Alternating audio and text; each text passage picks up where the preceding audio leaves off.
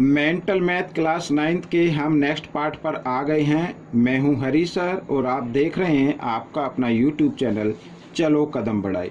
तो बच्चों, इस पार्ट में भी मैं कुछ मोस्ट इम्पोर्टेंट क्वेश्चन लेकर आया हूं जो आपके मेंटल मैथ क्विज में काफ़ी हेल्प करेंगे। साथ ही आप अगर किसी भी कंपटीशन का एग्ज़ाम देते हैं तो उसमें भी ये काफ़ी हेल्प करेगा। आइए करना शुरू करते हैं।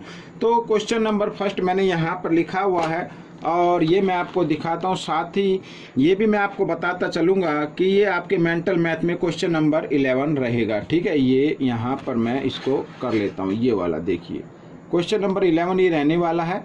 और इसको कैसे सोल्व करना है, x की पावर -3 है और equal 64। Then find the value of x की वैल्यू फाइंड आउट करनी है, फिर हमें ये पूरे की वैल्यू फाइंड आउट करनी है। ठीक है, आइए करना शुरू करते हैं। तो बच्चों यहाँ पर तो एक आप ध्यान देंगे, देखो x की वैल्यू क्या है, 0 है यहाँ पर। तो जिस बेस की वैल्यू 0 होती है तो उसका आंसर 1 होता है, इतना तो याद होना चाहिए आपको। अब देखो यहाँ पर x की पावर 3, तो x की पावर -3 कर दे, 3 लिखा हुआ है -3। और 64 को हम लिख सकते हैं 4 की पावर 3 लिख सकते हैं बच्चों, लिख सकते हैं। अब बच्चों देखो यहाँ पर देखो क्या है, पावर क्या हो रही है, सेम है, एक तरीके से सेम ही आ रही है। यहाँ -3 है, यहाँ क्या है, ये है +3। तो आप अगर इसमें से 3 को 3 से डिवाइड कर दे तो आपकी पावर यहाँ पर -1 बच जाएगी और यहाँ पर क्या आ जाएगा, 4 आ जाएगा, इस तरीके से। ठीक है, या फिर आप एक काम और कर सकते हैं, यहाँ पर 4 को लिख सकते हैं 2 की पावर 2 लिख सकते हैं इस तरीके से। और ये जो माइनस है ना, इस माइनस के साइन को आप इधर डाल दीजिए, इधर डाल दीजिए। ठीक है, इस तरीके से कर सकते हैं। तो यानी कि अगर हाँ ये वाला इतना कर सकते हैं। अब हम लेके चलते हैं यहाँ पर, तो x की जगह x की वैल्यू को पुट कर दीजिए अब आप। तो 2 की पावर -2 और ये जो 3/2 है ना, ये बाहर आ जाएगी इस तरीके से। तो यहाँ पर 2 से 2 हमने डिवाइड कर दिया और प्लस यहाँ पर 1 मान लीजिए। मैंने बताया था किसी बेस की पावर 0 हो तो उसका आंसर क्या होगा, 1 होता है। तो अब देखो बच्चों यहाँ पर 2 की पावर -3 आ गई है और +1। अब यहाँ पर इस की पावर माइनस में तो पावर प्लस में बनाने के लिए हम क्या करेंगे, इस 2 का रेसिप्रोकल कर देते हैं तो पावर क्या हो जाती है, प्लस में हो जाती है। और पावर को लिख देते हैं, इधर लिख देते हैं बच्चों। ठीक है, चाहे आप इसकी जगह यहाँ पर भी लिख सकते हैं इस तरीके से, कोई दिक्कत नहीं है। आइए 1 को 3 टाइम्स मल्टीप्लाई करेंगे, 1 ही रहेगा। 2 को 3 टाइम्स मल्टीप्लाई किया तो आ गया 8 और +1। इसके नीचे 1 मानते हुए 8 और 1 का लेना है आपको एलसीएम, साथ ही क्रॉस मल्टीप्लाई भी कर देना। 1 1 जा 1 और 8 1 जा 8। ठीक है, तो 8 + 1 9, तो 9/8 इज द आंसर। ठीक है, ये क्वेश्चन आपका सोल्व हो गया। आइए करते हैं नेक्स्ट क्वेश्चन। तो नेक्स्ट क्वेश्चन में क्या कहा है, ये नंबर दिया हुआ है और ये इक्वल है √8 + √7। Find the value of a की वैल्यू फाइंड आउट करनी है। तो थोड़ा सा हिंट आपको मिल गया कि √8 और √7। तो यहाँ पर बच्चों देखो ये दिया हुआ है यहाँ पर इस तरीके से। 15 को अगर मैं लिख दूँ 8 + 7, ठीक है, और माइनस यहाँ पर इसको लिख देते चलो a और इसको यूँ का यूँ रखते हैं अभी 14। ठीक है, तो लिख सकते हैं 15 को 8 + 7। अगर फिर मैं इसको लिख देता हूँ 8 को, ठीक है, रूट के अंदर यहाँ पर, तो और इसको बना देते स्क्वायर, तो √8² अगर सोल्व करेंगे तो 8 ही आ जाएगा। 7 को भी हम लिख सकते हैं √7², तो वैल्यू में कोई फ़र्क नहीं आएगा। लेकिन ऐसा करने से हमारा जो एक फॉर्मूला तैयार हो गया, a² + b², यहाँ पर माइनस है, -2a लिखा तो ये तो लिख दीजिए यहाँ पर साथ ही। ठीक है, या a की जगह ये मान लीजिए ये लिखा हुआ है 2ab। a क्या है, √8 और √7। अब आप कहेंगे सर यहाँ बाकी तो ठीक है, 8 और 7 को मल्टीप्लाई करें तो 14 तो नहीं आता है। आइए आगे कर लेते हैं।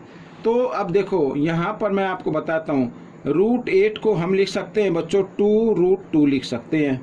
ठीक है, अगर इसके फैक्टर करें, पेयर बन गया 2 का तो उसको बाहर निकाल लिया और जिसका नहीं बना उसको अंदर रहने दिया, तो लिख सकते हैं ऐसा। मैं थोड़ा सा डिटेल में आपको बता रहा हूँ। यहाँ पर ये देखो ऐसे, तो √8² + √7² और -2a की जगह अब आप ये लिख दीजिए इंटू, यहाँ पर 2 का साइन आ जाएगा और √7 आ जाएगा। ठीक है, ये आ गया, 2 को बाहर निकाल लो, कोई दिक्कत नहीं है। और रूट सॉरी यहाँ पर 2 है, ये 2 और रूट 7 ये रहा। अब तो आप कहेंगे कि 7 2 जा 14, रूट को रूट से मल्टीप्लाई करते हैं तो 14 आ जाएगा, ठीक है। तो यहाँ पर बच्चों देखो, अब ये फॉर्मूले पे तैयार हो गया, यानी इसको सोल्व करें इस नंबर को तो 8 आ जाता है। 7 रूट 7 की स्क्वायर को अगर सोल्व करेंगे तो 7 आ जाएगा, और 7 2 जा 14 होता ही है। तो यहाँ पर 2 2 जा 4, तो यानी -4, ये a की जगह आया हुआ है, तो इसका मतलब a की वैल्यू क्या हो गई, -4 हो गई, ठीक है। ये आपका आंसर निकल गया। आइए करते हैं नेक्स्ट क्वेश्चन। इवेलुएट करना है बच्चों। यहाँ पर इवेलुएट करने के लिए ये तो बड़ा इजी क्वेश्चन है, ऐसे क्वेश्चन कई बार देखे जाते हैं, ठीक है। आप इसको चाहे तो इसको डिवाइड कर सकते हैं, 13 1 जा 13, 13 2 जा 26, तो यहाँ पर 1/2, और इसको पूरे के जो है ना, ये भी रूट के अंदर है, ये भी रूट के अंदर, तो एक ही रूट में लिख लेते हैं, 24/54, कोई दिक्कत नहीं है। तो 6 से इसको काट देते, 6 4 जा और 6 9 जा, यानी हमारा जो आ गया 1/2, और इस तरीके से आ गया 4/9, ठीक है। अब देखो 1/2 इंटू, क्योंकि रूट और डिजिट के बीच में कोई साइन है तो मल्टीप्लाई। अब 4 का परफेक्ट स्क्वायर रूट होता है 2, और 9 का क्या होता है बच्चों, 3 होता है, ठीक है। तो 2 से 2 कट गया, 1/3 आंसर आ गया। तो 4 का स्क्वायर रूट निकाल कर लिखना है, 9 का स्क्वायर रूट निकाल कर इधर लिख देना, तो ये आपका आंसर आ गया। ये आपके मेंटल मैथ में क्वेश्चन 32 होगा, और ये जो पहले कराया ये क्वेश्चन होगा 14 होगा बच्चों, ठीक है, क्वेश्चन नंबर 14। आइए एक और कर लेते हैं बच्चों। ये आपके मेंटल मैथ में जो है क्वेश्चन नंबर 35 का सेकंड पार्ट है। फर्स्ट पार्ट भी चलो मैं करा देता हूँ, हालांकि ब्रैकेट खोलने और सॉल्व करना है। तो आइए इसको करना शुरू करते हैं। तो यहाँ पर बच्चों देखो, इस 5 के ऐसे फैक्टर करने हैं कि प्लस करने पे तो 5 बन ही जाए, साथ ही मल्टीप्लाई करने पे 6 भी आए, ठीक है। तो 3 और 2 कर सकते हैं। आइए इसको लिख लेते हैं फैक्टर की फॉर्म में। यहाँ पर तो 3 + 2 लिख सकते हैं बच्चों इस तरीके से, और +2 √6 ये लिखा हुआ है। आइए इसी को मैं आगे कर लेता हूँ, उसको बाद वाले को बाद में करेंगे। तो इस 3 को अगर मैं √3 में लिख देता हूँ इस तरीके से, तो अभी बहुत से क्वेश्चन किए हैं, तो इसकी वैल्यू में कोई फ़र्क नहीं आएगा। साथ ही हम 2 को भी लिख सकते हैं √2 करके, और स्क्वायर बना सकते हैं, और +2a, तो a तो √3 है, b है √2, इस तरीके से, ठीक है। तो ये हो गया, और इसको थोड़ा आगे बना देते हैं। तो ये फॉर्मूले के आधार पर संख्या आ गई, यानी ये संख्या है, हमने इसका फॉर्मूला बना लिया। a² + b² + 2ab, ये इक्वल होता है बच्चों के इसके a + b और होल स्क्वायर, ठीक है, यहाँ पर, और स्क्वायर से स्क्वायर रूट का साइन कट जाता है, तो आपका जो बचेगा √3 + √2 ये बच गया, ठीक है, ये याद रखना। आइए इसको भी कर लेते हैं, प्लस का साइन लगाते हैं, यहाँ पे प्लस का साइन है, इधर भी लगा देते हैं। तो 8 को यहाँ पर लिखना है, 8 को यहाँ 15 है, 5 3 जा लिख सकते हैं। तो आइए कर लेते हैं इसको।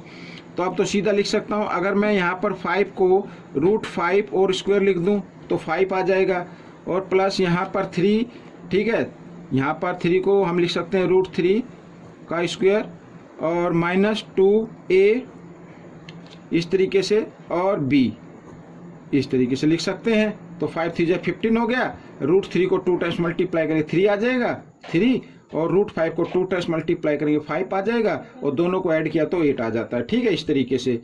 तो बच्चों इस तरीके से हम इसको लिख सकते हैं। तो ये इक्वल हो गया बच्चों a² + b² -2ab, तो ये इक्वल होता है a, ठीक है, -b होल स्क्वायर के इक्वल होता है यहाँ पर इस तरीके से। तो स्क्वायर से इसको रूट का साइन कट गया, तो यहाँ पर बच्चों हम इसको लिख सकते हैं √5 और -√2, ठीक है। अब देखो बच्चों, यहाँ पर ये माइनस में है, ये प्लस में है, तो ये तो कट गया, तो आपका आंसर क्या आ जाएगा, √3 + √5, ये आपका आंसर आ गया। आइए करते हैं नेक्स्ट क्वेश्चन। तो यहाँ पर बच्चों देखो, ये फर्स्ट पार्ट भी मैंने यहाँ पर ले लिया है, तो सिर्फ आपको ब्रैकेट खोलने और कुछ नहीं करना। आइए ब्रैकेट खोल लेते हैं, √5 - √3 + 2 √3, और यहाँ पर -√5 और +2 -√3, ये मैंने ब्रैकेट खोल दिया, ठीक है। आइए अब सोल्व कर लेते हैं। तो ये माइनस है, ये प्लस है, ये तो कट गया बच्चों यहाँ पर, ठीक है, और यहाँ पर -√3 इधर है, एक इधर है, यानी 2 हो गई ना, तो इसकी जगह -2√3 लिख सकते हैं, और ये +2√3 और यहाँ पर +2, तो ये प्लस ये माइनस ये भी कट गया, तो 2 बच गया, तो 2 आपका क्या हो गया, आंसर हो गया। आइए यहाँ पर एक क्वेश्चन और मैंने लिया है इधर, तो ये भी मेरे को लगा इंपॉर्टेंट है, हालांकि मैंने इसका एक ही पार्ट करा रहा हूँ, बाकी 2 पार्ट आप अपने आप कर लीजिए। तो यहाँ पर बच्चों हम इसका करना शुरू करते हैं। तो सबसे पहले क्या करना, कुछ नहीं करना है, x + y की वैल्यू फाइंड आउट करनी है। यहाँ पे x लिखा है, यहाँ पे y लिखा है, और √3 और √2 से, यानी √2 आएगा, उसके आगे जो लिखा होगा वो x की वैल्यू माना जाएगा, और √3 के आगे जो लिखा होगा वो y की वैल्यू माना जाएगा। आइए ब्रैकेट खोल लेते हैं। तो 2 यहाँ पर बच्चों 2√2 + 5√3 + 2√3 और -3√2 ये आ गया। अब इसको सोल्व कर लेते हैं बच्चों, ठीक है। अब यहाँ पर देखो √3 इधर भी है, तो 5 और 2 7 हो गए, 7√3 हो गया, तो उसको लिख सकते हैं 7√3, और यहाँ पर 2√2 इधर है और 3√2 इधर है, लेकिन ये माइनस है, ये प्लस है, माइनस प्लस माइनस होते तो 1 लिखने की जरूरत नहीं है, तो आप चाहे तो लिख भी सकते हैं 2, तो -1√2 बचेगा। तो आपकी यहाँ पर देखो x की वैल्यू क्या आ रही है बच्चों, यानी √2 के सामने x लिखा और √2 के सामने क्या लिखा, -1, तो -1 हो गया, प्लस प्लस, ठीक है यहाँ पर, और y √3 के सामने y लिखा हुआ है, तो √3 के सामने यहाँ पे 7 है, तो 7 हो गया। अब इन दोनों यानी x + y की वैल्यू फाइंड आउट करनी है, ये प्लस में लिख दिया, तो 7 प्लस का ये माइनस का, तो 7 में से 1 माइनस कर दो 6, ये आपका आंसर आ गया। तो बच्चों ये पार्ट कंप्लीट हो गया है। आपको ये पार्ट कैसा लगा मुझे जरूर बताएं, इसमें से सीखकर दूसरे बच्चों को जरूर सिखाना है। मिलेंगे नेक्स्ट पार्ट में। Till then keep practicing and thanks for watching this video. यदि आप चाहते हैं कि किसी और टॉपिक पर वीडियो बनाई जाए तो आप मुझे वीडियो पर कमेंट्स कीजिए, और उस क्वेश्चन पर वीडियो बनाकर आप लोगों के लिए मैं अपलोड कर दूंगा। Thank you.